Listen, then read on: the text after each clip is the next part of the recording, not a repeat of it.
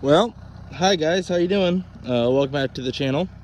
Today we had a nice change of weather. It's been raining here pretty hard for last week.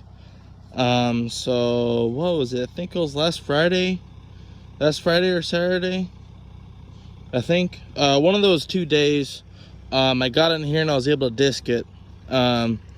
This field right here, or plot I should say. I've been working down here for about 3 years now, and I've done nothing but rototill this constantly. And so last year I put down a cover crop mix, which is winter wheat. I mean, it's a sweet kind of wheat. It's really close related to triticale. It puts a lot of tonnage down. So put that down with a mix of Austrian winter peas, and it grew pretty good. Just a lot of weed growth coming up from the summer. Have a lot of Canadian thistle, some blackberries coming up, some tansy ragwort coming up, and some other not welcomed weeds I don't really want. So today I'm down here ripping it with the 4R. Looking pretty good today. Ripping it about, I'd say, yeah, I'm ripping it about 10 inches deep right now. So that's pretty dang deep for a tractor that size of pole. So it's pulling pretty good, going about 1.6 miles an hour.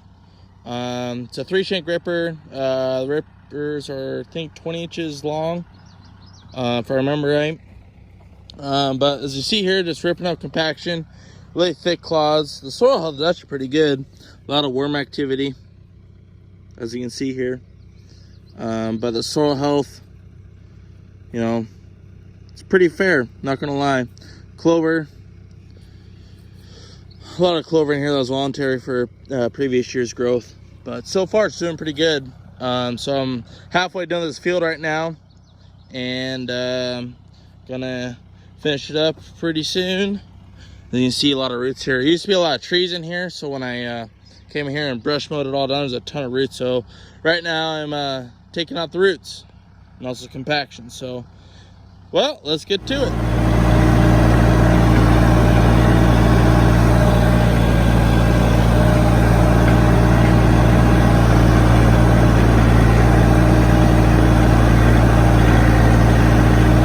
Alrighty guys, well, I got done ripping. Tractor's up there, just cooling down. I want to show you guys the update of the buckwheat cover crop I did. As you can see, there's a lot of annual ryegrass. Fair warning to a lot of you do-it-yourself food plotters for deer habitat, and also just for attraction. Stay away from wildlife food plot blends that have annual ryegrass. Stay away from it. Reason why is, see how hard these roots are to pull up? This is ridiculous. But as you can see, annual ryegrass is a really steady root system. It roots easily and it grows super fast, and it reproduces insanely quick. As you can see here, I mean, this annual ryegrass already has heads coming up. These heads are already mature. So annual ryegrass is a pain to get rid of once you get started. I did not read the label on one of my last year's spring food plot blends. It was a sunflower millet mix with forage soybeans and some other stuff, and I did not read it had annual ryegrass in it. It said other germ seed, and sure enough, it was annual ryegrass, and this stuff came in, and it came in quick. It's already 3 times the size of the buckwheat here. But the buckwheat, once the canopy gets started, as you're starting to see here, it's going to start choking at every single weed in here. For like crops like, blackberries and some thistle and some other grasses, it's going to outcompete it. And see here, there's some feral, some wild sunflowers. I'm surprised to see the seeds actually made it throughout the winter, because of doves, songbirds, and also some ducks were in here last winter, and they're eating the heck out of this stuff. I strongly suggest it if you want to attract wildlife, and this stuff works great. And these plants right here, this is wild millet. And it's not wild, it's feral, but this is millet right here. And that's why I put the buckwheat in here, because for one, I do not have the equipment for a sprayer with spray booms, so I can't spray this stuff down. So I have to use natural methods in order to control the weed growth. Buckwheat will do a pretty fair job of it. The weed control you see here now, it's going to take up close to 70% of it, and it's going to eliminate it. You're going to have 30% left over, but the 30% can reach up to 100% weed capacity if you don't take care of it. But you know, this is the first year for me doing this in this plot, so it's going to do pretty good. And also the wildlife are going to love it, and it's going to look beautiful out here when all this buckwheat gets old enough to do flower out. But I wanted to come down here and show you guys another thing. This plot was cultivated. I cultivated this after I disked it. I did not show it on my previous video because I didn't have time. I just wanted to get that thing done and get the seed drill hooked on the tractor so I can get this plan before it rained on me. Fortunately, I got it done. But I did not cultivate this field, and I cultivated this field. As you can see here, this is chicory, another one of my favorite food plot, and also cover crop mixes to use. Breaks up compaction, like I said, and also the deer love it out here. So I used it, and I did not, or I was not able to fully take the roots out, because like I said, I just disked this over. And as you're starting to see, the roots, they're pretty far down.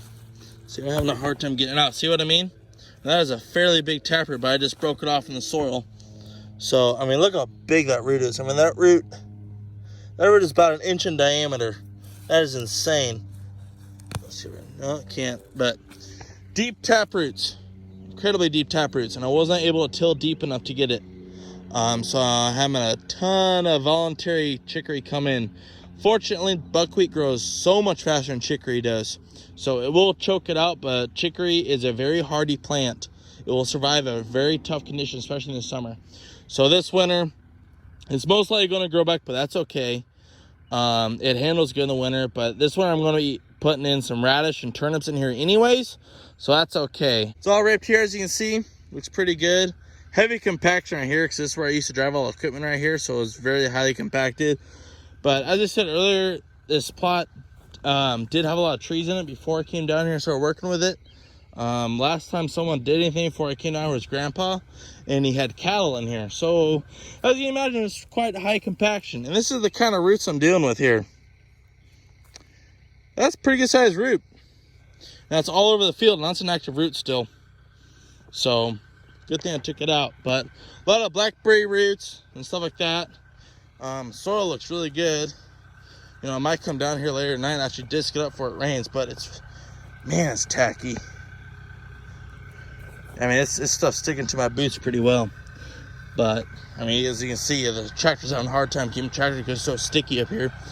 But tractor did a really nice job today. So, alrighty, guys. Well, that concludes it for the video today. I just want to, you know, show you guys what I'm up to. I hope you guys enjoy the videos. Always feel free to comment. Let me know what you're thinking, or give me feedback on what I can do better, or, you know, questions. I'm always, you know, open and talk to you guys. So I hope you guys enjoy it, and stay tuned.